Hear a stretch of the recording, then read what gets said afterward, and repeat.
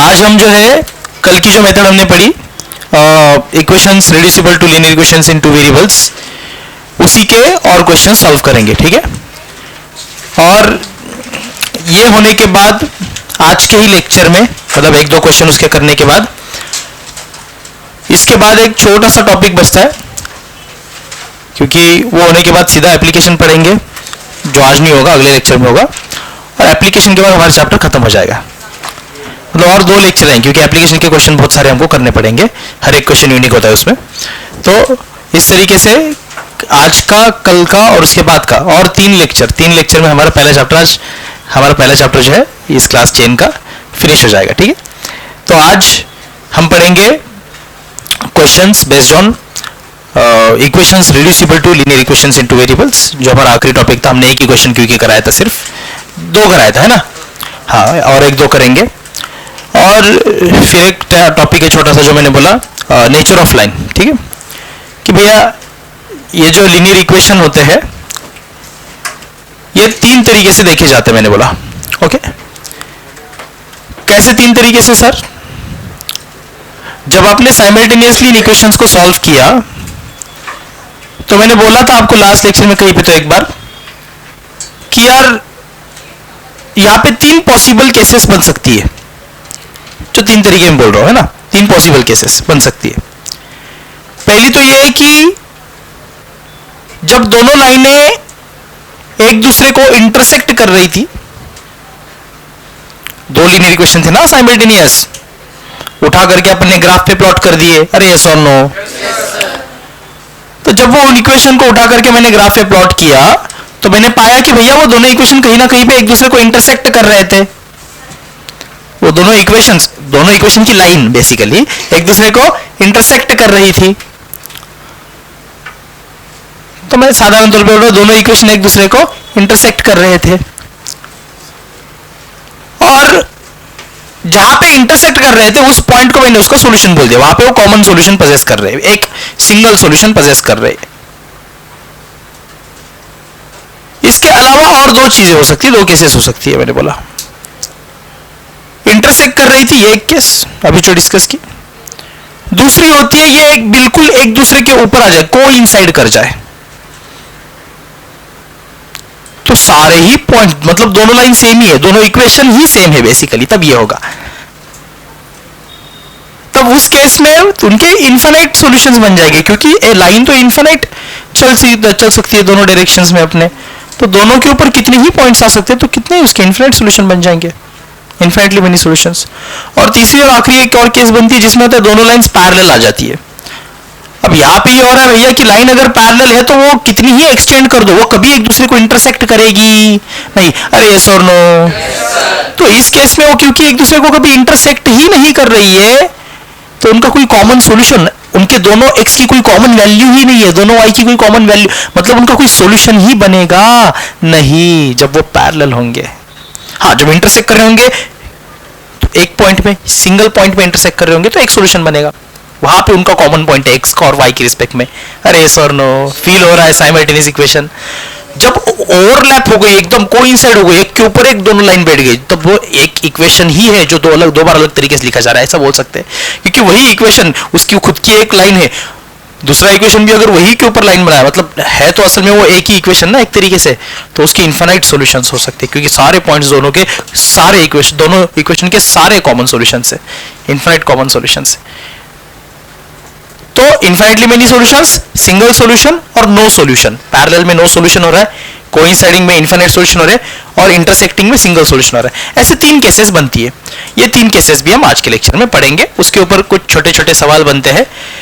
और सीबीएसई में कंपलसरी, ठीक है, कंपलसरी 2 मार्क्स के लिए इसके रिलेटेड एक सवाल आता है, तो हमें ये जरूरी ऑफकोर्स पढ़ना है, ठीक है।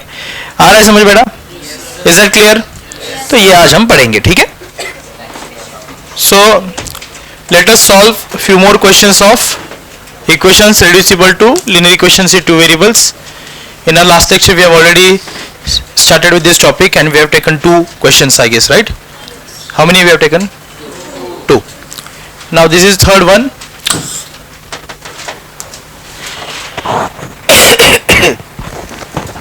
This is for you, okay? ये आपको करना है।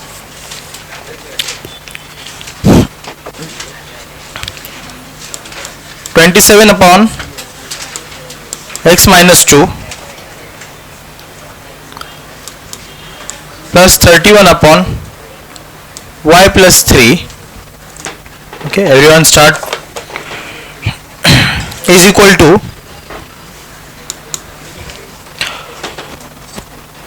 85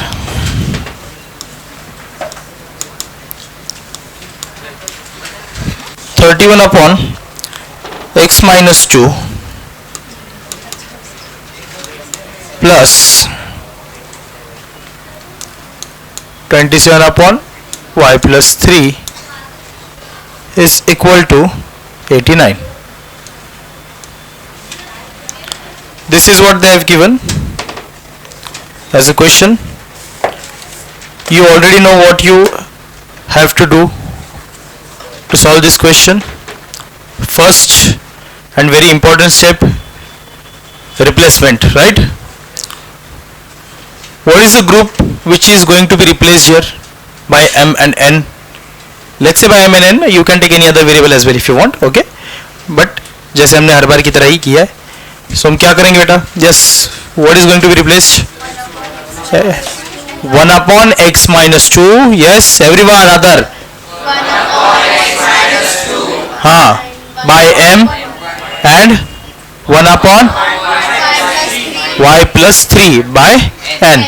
ठीक है? यस, बाकी आगे पता है ना कैसे करना है?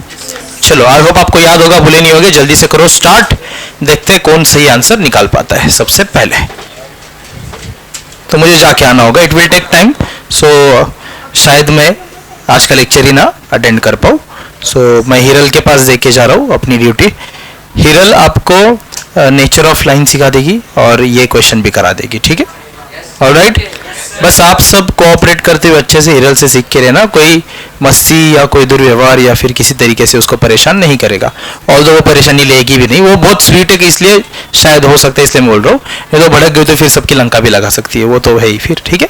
लेकिन वैसा चांस मत दो उसको, ओके? आप अच्छे रहो, ठीक है?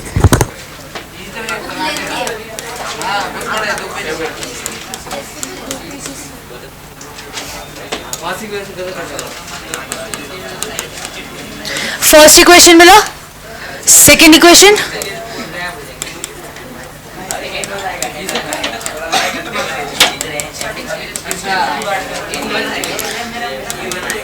अभी इन दोनों को रिप्लेस करना है एम और एन से, और कोई बात नहीं करेगा अभी। देखो इधर ध्यान दो।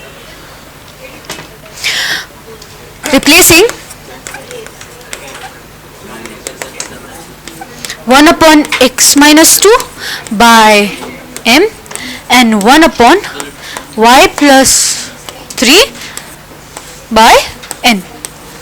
इक्वेशंस मिले हम लोग को दो और, 27m plus 31n equals to 85 and 31m plus 27n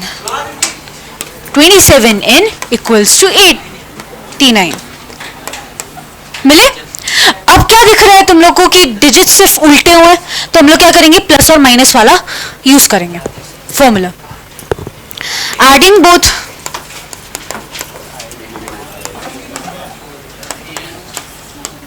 कितना मिलता है हम लोग को,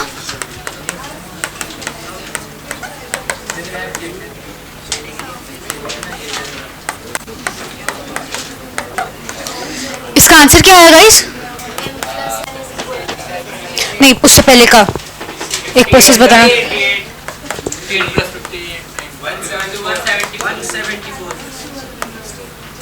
174। तो answer m plus n equals to 3। एक और इक्वेशन बना। इक्वेशंस बहुत सारे बनते हैं इस टाइप ऑफ क्वेश्चंस में, बट इट इज फाइन, कोई नहीं, ठीक है? फिर पीछे हम लोग ने और क्या किया,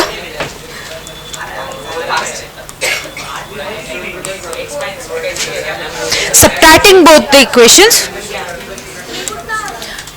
प्लीज शांति गाइस, ध्यान दो सामने।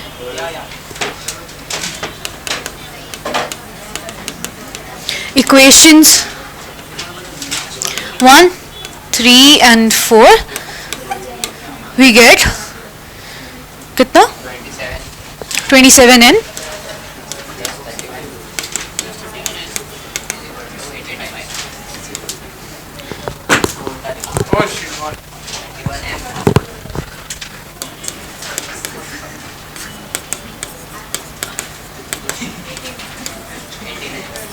ठीक है। तो माइनस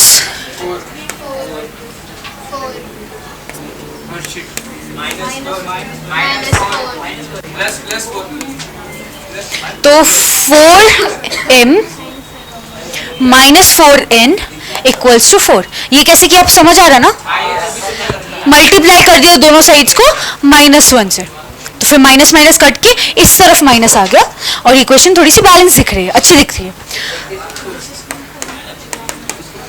मिला 6th इक्वेशन। अब इन दोनों को साथ में हमें साइमल्टेनियसली सॉल्व करना है।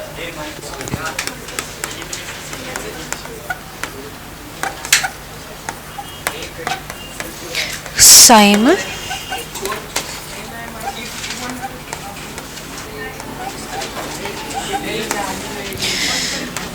m plus n equals to 3, m minus n equals to 1 plus किया 2m equals to 4 आया, m equals to 2 सबका आया। अभी पुटिंग वैल्यू ऑफ n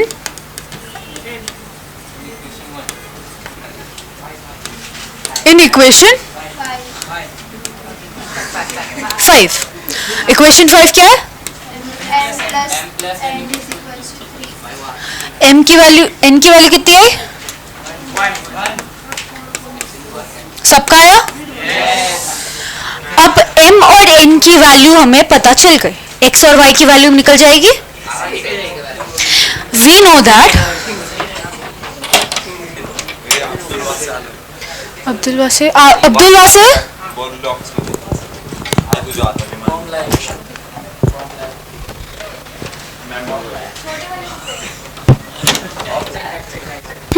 तो we know that m equals to 1 upon x minus 2 and n equals to 1 upon y plus 3। ठीक है, 2 equals to 1 upon x minus 2 and 1 equals to y plus 3। अब reciprocate करेंगे, reciprocate मतलब उल्टा करना, division divide क्या कहते हैं, न्यूमिनेटर एंड डिनोमिनेटर उल्टा करना, तो डिनोमिनेटर न्यूमिनेटर बन जाता है, न्यूमिनेटर डिनोमिनेटर बन जाता है। ठीक है, 1 upon 2 equals to x minus 2 और 1 equals to y plus 3। अब ये 2 को नीचे से हटाने के लिए हम लोग multiplying both sides of equation this by 2 करेंगे। ठीक है, तो कितना आएगा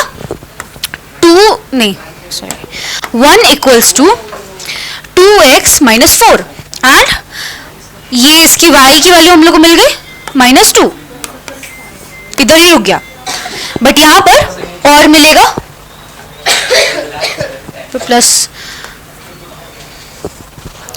हाँ, तो आंसर वैसे ही आएगा 5/2 ही आ रहा है अपना, 4 नहीं आएगा आंसर, इट इज 5/2। तो x की वैल्यू 5/2 आ रही है। बिकॉज ऑफ रेसिप्रोकेटिंग इट हम लोग को रेसिप्रोकेट करना ही पड़ेगा, तो फिर वो 1/2 ही आएगा। ये गलती होती है, 1/2 ही आ रहा है एंड मल्टीप्लाई करने पे 5/2 इज इक्वल्स टू x आ रहा। अभी ऐसे छोड़ सकते हो x की वैल्यू, या फिर x की वैल्यू तुम लोग 2.5 लिख सकते हो, कोई भी, एंड y की वैल्यू लोग को निकली -2। तो therefore answer is x, y equals to 2.5, -2। समझा? इजी था, बस वो थोड़ा सा कंफ्यूजिंग था जब वो रेसिप्रोकेट कर रहे थे, तो गलती हो सकती। सी आंसर क्या आया? 2 equals to 1 upon x minus 2। ठीक है, अभी हम लोग ने इसको रेसिप्रोकेट किया, इसका मतलब उल्टा किया, ये 2/1 रहता है, अभी रेसिप्रोकेट करने पे 1/2 बन गया, ये 1/2 इक्वल्स टू 1/x माइनस 2, ठीक है। अभी 1/2 इंटू 2 किया और यहां पर भी इंटू 2 किया, सॉरी गलत, ठीक है, x माइनस 2 पूरा किया, ये काटा 1 इक्वल्स टू 2x माइनस 2 आया, ये उधर जाके प्लस हो गया, प्लस होने पे 4, प्लस होने पे 5 आया, 5 2x, x इक्वल्स टू 5/2 आया आंसर। समझा क्या किया, रेसिप्रोकेट करने पे फिर इंटू करके ताकि डिनोमिनेटर 1 बन जाए, इंटू करके हम लोग ने उसको वापस सॉल्व किया, समझा। एक और क्वेश्चन करें ऐसा, हाँ छापो छापो, इससे पहले का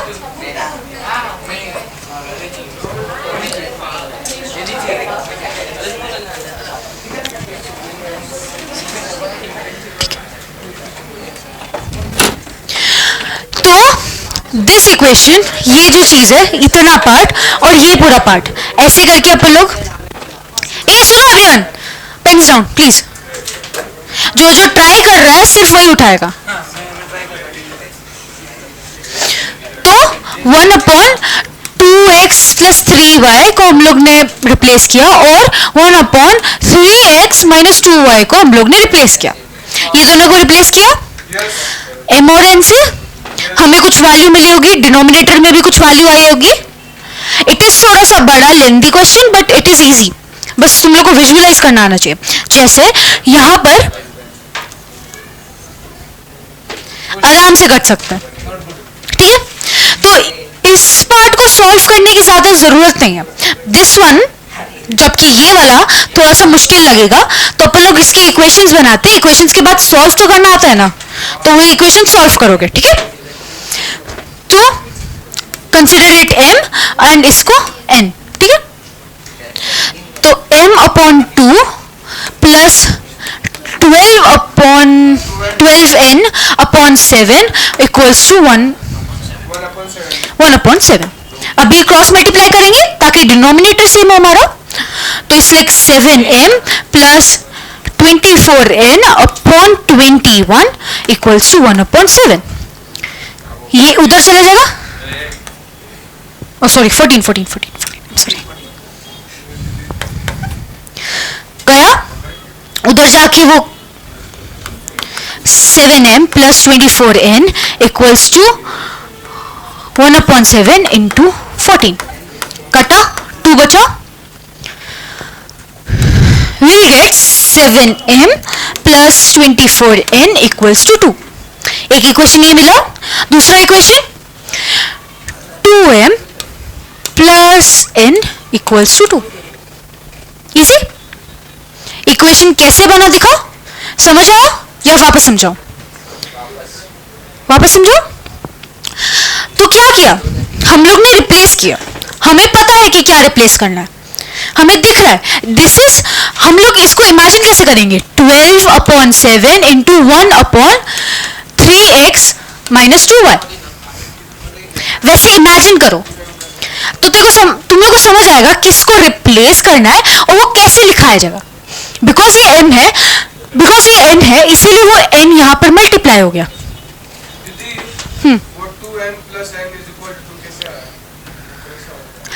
यहां पर मैंने रिड्यूस कर दिया इसे, सी दिखा,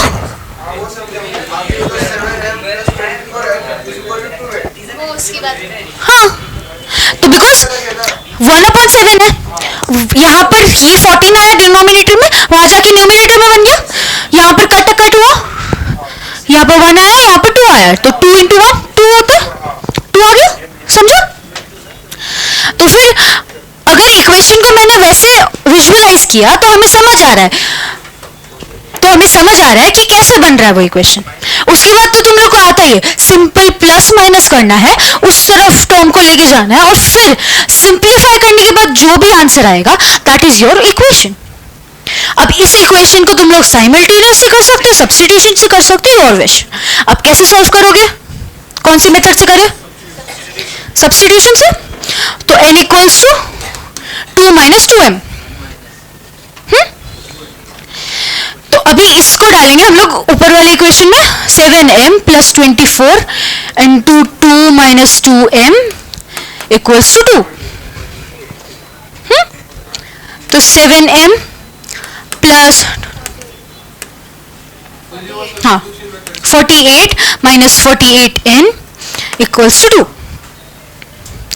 माइनस सम आएगा इसमें 41m 46 माइनस कट जाएगा 46 अपॉन 41. अभी मैं एक बार इसका सोल्यूशन देखती एंड आई टेल कि वो सही है कि नहीं. बराबर है.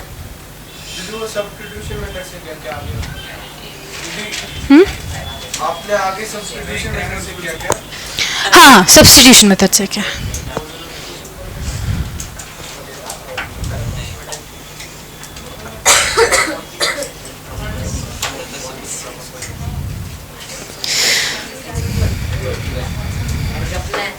अभी इसके आगे करो, n की वैल्यू निकालो, टू डू इट. समझा तुम लोग कैसे विजुअलाइज कर सकते हो इस इक्वेशन को, how can you replace it.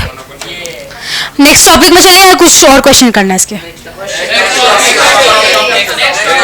Next topic ना, क्वेश्चन दो. एक और लास्ट क्वेश्चन करते रिप्लेसमेंट का. इजी करेंगे. ओके, नेक्स्ट टॉपिक लेते हैं अपन लोग. आखिरी में एक क्वेश्चन करें, आखिरी में अब before leaving do a new topic. तो नया टॉपिक कहता है, नेक्स्ट पेज प्लीज.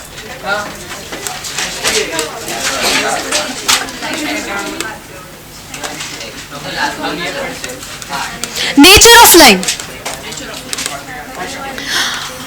अब आपको ग्राफिकल मेथड सिखा चुके हैं, ठीक है.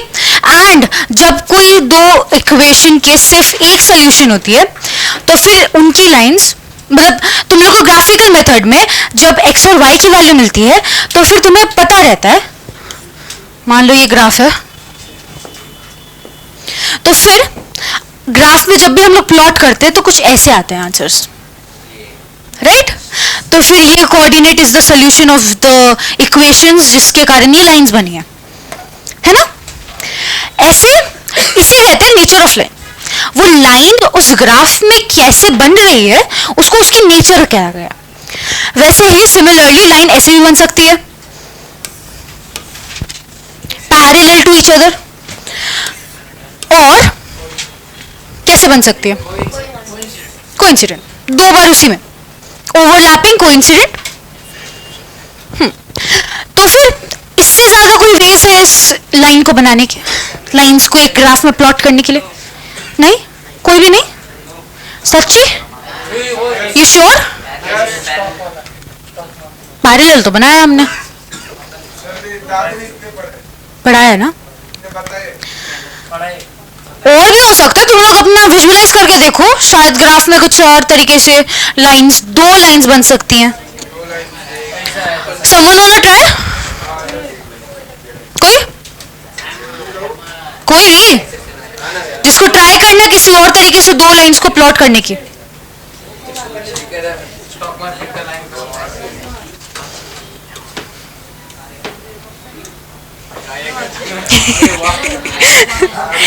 चल ट्राई कर, एटलीस्ट ट्राई कर. वाह. बट पता है एक चीज, अगर मैंने इसको एक्सटेंड किया, कहीं ना कहीं पे वो जाके मीट करेंगे.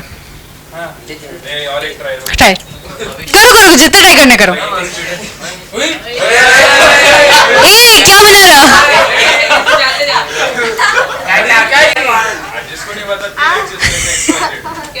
ये क्या है? सीधा बार सीधा बार XYZ ने कोई नहीं लिख रहा, okay? In this is not in our syllabus. जितना अपने सिलेबस में उतना ध्यान रहो. हाँ तो भैया प्लीज उठ के बाहर जाओ, इस बार सीरियस है. शांति. फिर किसी और को ट्राई करना. आजा ध्रुव कर. आजा ध्रुव प्लीज.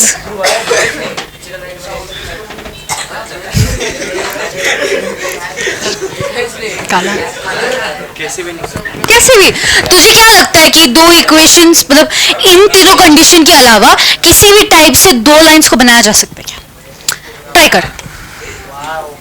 वो तो पैरेलल हो गए. लाइंस तो पैरेलल है ना.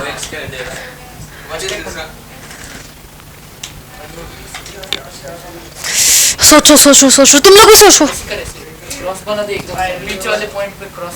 वो भी इंटरसेक्टिंग है भाई, उसके भी सोल्यूशन 0,0 आएंगे. अलग वेराइटी मिलेगी.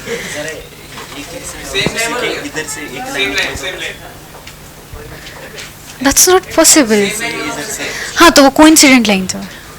बिकॉज जितना भी एक्सटेंड किया, मान ले तूने क्या बोला कि यहाँ से निकलेगा एक लाइन, बट ये दोनों लाइन अगर एक्सटेंड किया जाए तो पता चलेगा कि ये कोलिनियर है. और किसी को ट्राई करना है? अच्छा बैठ. तो नेचर ऑफ लाइन में सिर्फ 3 टाइप के लाइंस बन सकते हैं.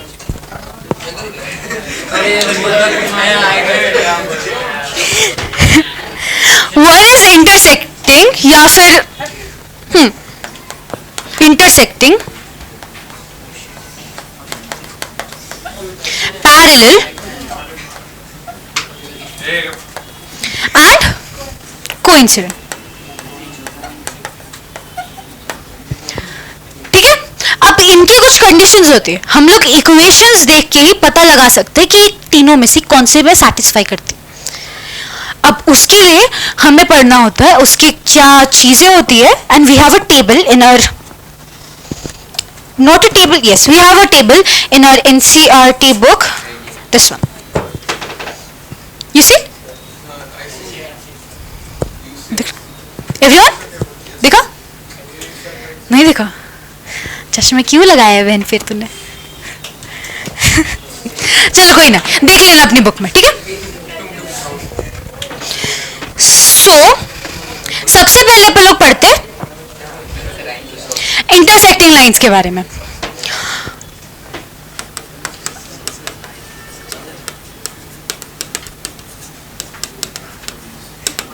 इंटरसेक्टिंग लाइंस मतलब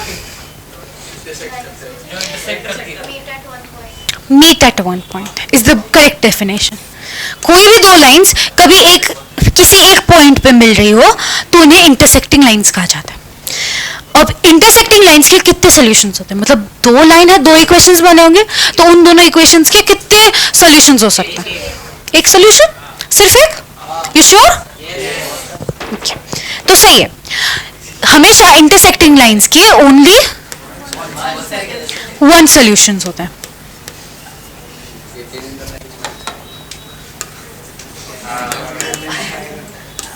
ठीक है. एंड हम लोग अभी आइडेंटिफाई कैसे करें कि एक इक्वेशन इंटरसेक्टिंग है? मतलब दो equations, pair of equations intersecting है. So we have this thing, you know how to. मान ले कोई मैंने इक्वेशन लिया, ये एक इक्वेशन है. इसमें तुम्हें पता है ए बी और सी की वैल्यू क्या है? तुम लोग ने जनरल फॉर्म पढ़ा होगा. General form of a linear equation क्या होती है?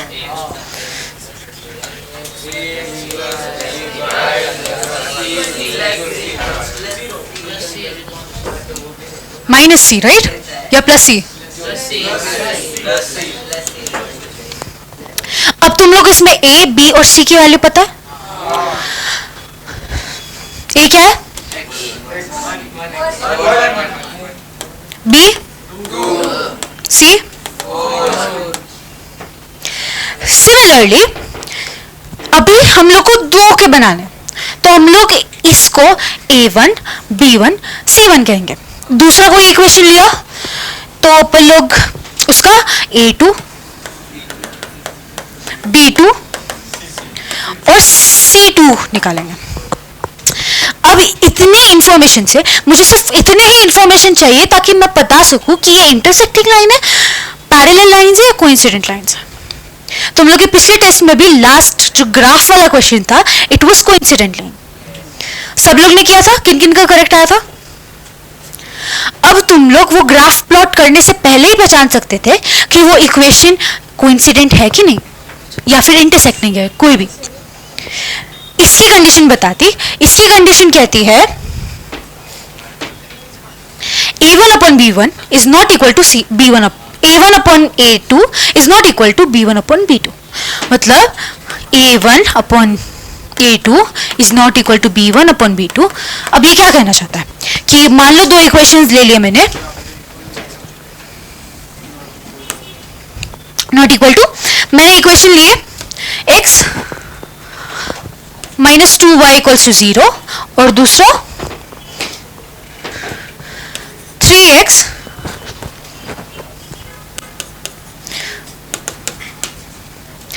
अब हमें पता चल रहा है यहाँ पर a क्या है, a1 क्या है 1, b1 माइनस 2 और c सिमिलरली a2 b2 और c2। अगर मैंने उनको रेशियो में डाला, अगर उनको मैंने फ्रैक्शन बना के लिखा तो क्या आएगा, 1/3 is not equal to -2/4। Does it satisfy this equation, this thing, right? So this is the quality of an intersecting line. तो अभी कोई भी मैंने दो इक्वेशन, पेयर ऑफ इक्वेशंस दिए तुम लोग को, तो you will be like you will be getting the key चीज कि ये इंटरसेक्टिंग है कि नहीं, राइट? जस्ट बिकॉज तुम लोग को इनकी ये चीज पता है और तुम्हें पता है कि a1 b1 और c1, a2 b2 और c2 क्या है उस इक्वेशन में। उन्हें बस हमें इस फॉर्मूला, इस चीज में डालनी है एंड वी कैन गेट कि वो इक्वेशन कैसा है। सिमिलरली कोइंसिडेंट लाइन का कैसा होगा? कोइंसिडेंट लाइन मतलब वो एक के ऊपर एक, पूरा एक के ऊपर एक, एकदम चिपका हुआ एक ही लाइन में सारे पॉइंट्स मिलते हो जिसके, उसके कितने सारे सॉल्यूशन हो सकते हैं?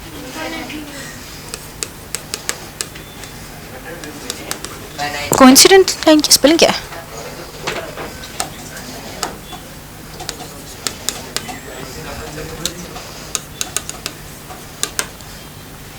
मीन्स एक के ऊपर दूसरी एक लाइन, ठीक है? तो इसकी कितने सॉल्यूशंस होते हैं? Infinitely many solutions. और सिमिलरली उसमें क्या होता है कि a1 upon a2 is equal to b1 upon b2 is equal to c1 upon c2। चाहे इक्वेशन कितना भी गंदा दिखे, अगर वो इसमें सेटिस्फाई करता है इस पूरे फॉर्मेट में, तो यू नो कि ये कोइंसिडेंट लाइन है, इनके सेम सॉल्यूशंस होंगे, इनके इनफिनिटली मेनी सॉल्यूशंस होंगे, ठीक है? Third is parallel lines. Parallel lines के कितने सॉल्यूशन होंगे?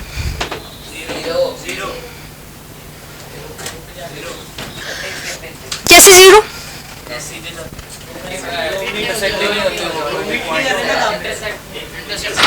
एक होता है, ध्रुव तो बोल रहा है एक होता है। इक्वेशंस के सॉल्यूशन कब निकलते हैं? जब वो इंटरसेक्ट करते हैं। और क्या पैरेलल लाइन में ऐसा पॉसिबल है?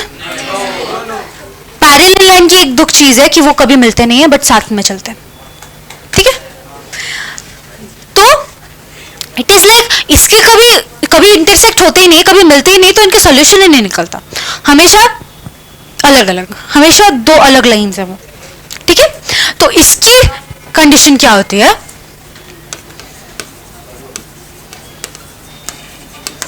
इन राइटिंग समझ आ रही है ना प्लीज? दो पैरेलल लाइंस है, इनको डिनोट ऐसे करते हैं, तो इनके सॉल्यूशंस होते हैं no solutions. a1 upon a2 is equal to b1 upon b2 is not equal to c1 upon c2. ये चीज को सेटिस्फाई करना चाहिए, इससे पता चल जाएगा ये पैरेलल लाइंस है कि नहीं. समझो? इजी है. लर्न इट बिकॉज ये एमसीक्यूज में आते हैं हमेशा. And right it all.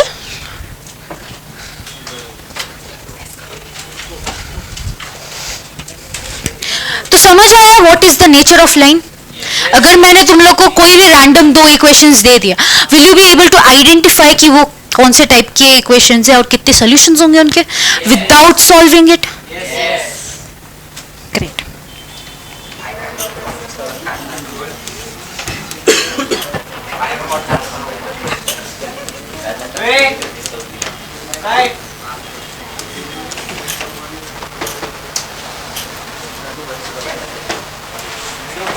पढ़ा नहीं है ना.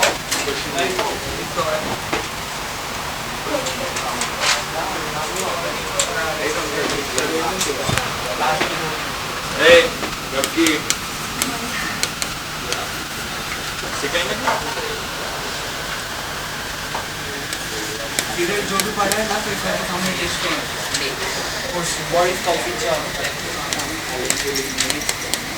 ठीक है.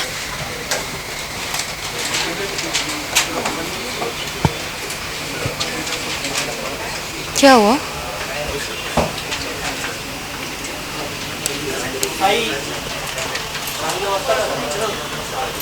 विचार उसका क्या कर रहा है. रुक जा, बताती.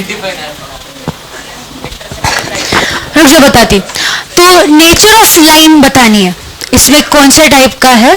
तो you have to write step by step. पहले बताना है कि फ्रॉम इक्वेशन 1 एंड 2 नाम हाँ बताती. अब पहले बताओ. तो 1 एंड 2 मैंने नाम दे दिया, उसमें a1 a2 और b1 और c1 की वैल्यू निकालो. फिर वैसे ही सेकंड इक्वेशन के लिए उसके बाद उसको रेशियोज में डाल के देखो एंड जो भी फिट होता है फिर देयरफॉर ये इक्वेशन है. खत्म. विल टेल यू क्वेश्चंस निकलने के बाद. Will tell you.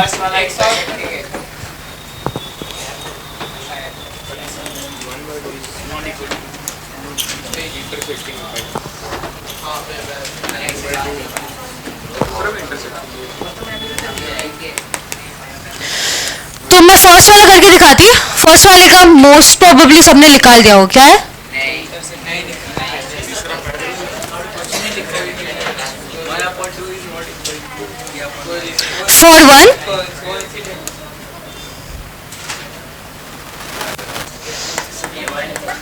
For 1 a1 equals to 1, b1 equals to 3 and c1 equals to 6.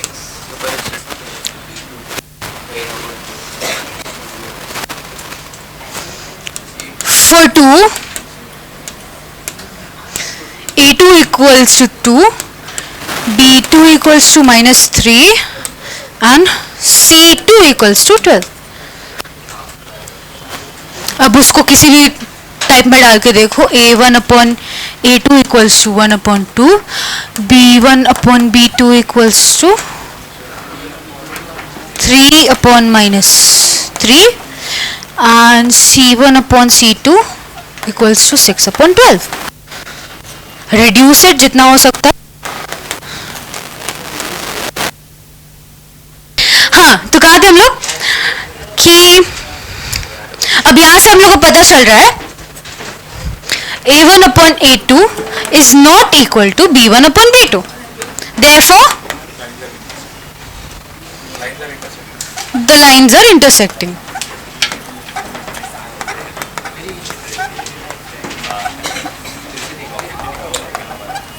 ठीक है, वो थोड़ा सा अच्छे से लिखना प्लीज, मैं बहुत कचर पचड़ लिखी. बाकी दो का लिख लो. इंटरसेक्टिंग है.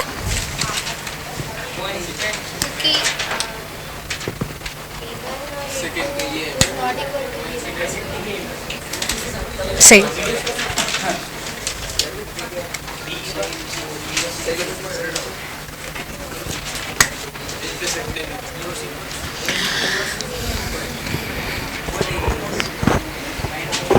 निकला तेरा तीसरा? चला चला दिमाग चला।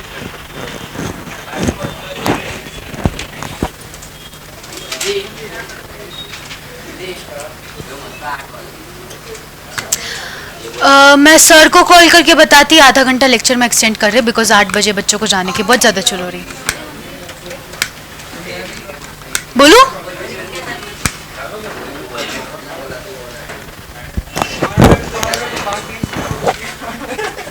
कोई ना, मेरे पास सेफ भी है नंबर दादा।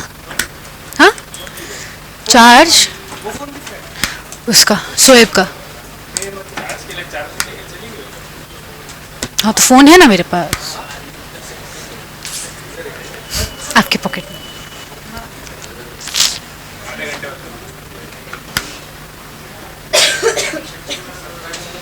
मैसेज डालना पड़ेगा? नहीं छोड़ दूंगा। हुआ क्या? Third equation, third pair of equations क्या है? इंटरसेक्टिंग है थर्ड भी, सेकंड इंटरसेक्टिंग है, थर्ड क्या है?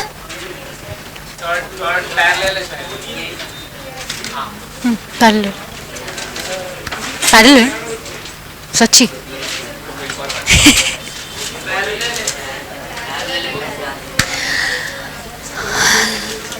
फोर अपॉन 12 देखना भूल गए क्या?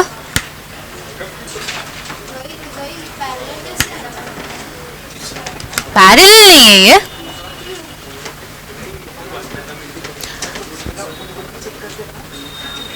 पैरेलल है भाई, कितना क्यों सोच रहे हो तुम लोग?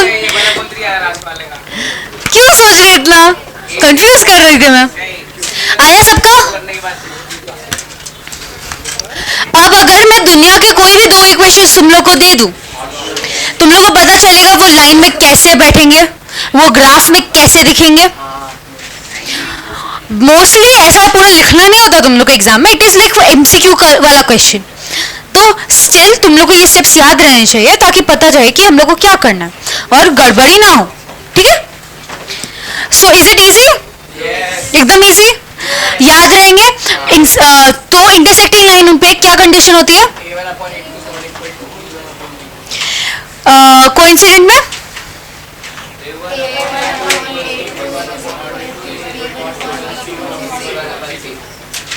What about parallel?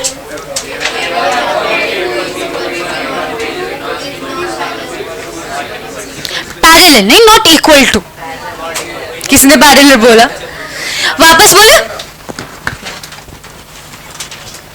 वापस बोले, सब लोग साथ में बोलेंगे। इंटरसेक्टिंग की क्या कंडीशन है?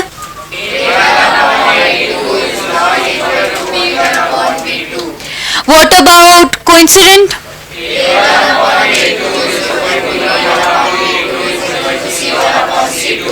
What about the third parallel?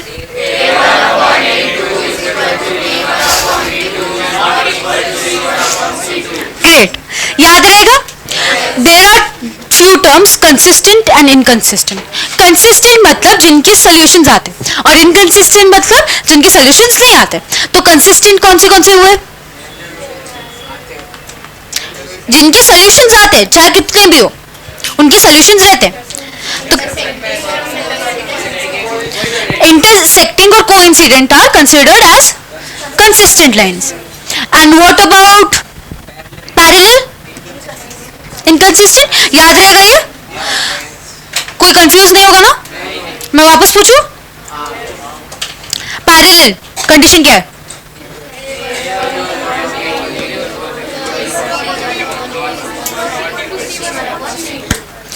What about intersecting?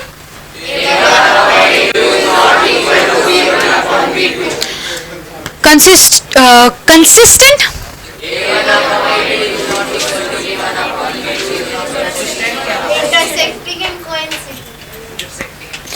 Intersecting and coincident. Consistent बोला, coincident नहीं बोला। Mind my words, okay? Inconsistent की क्या होगा? Consistent की? पैरेलल की कितने सॉल्यूशंस आते हैं? इंटरसेक्टिंग के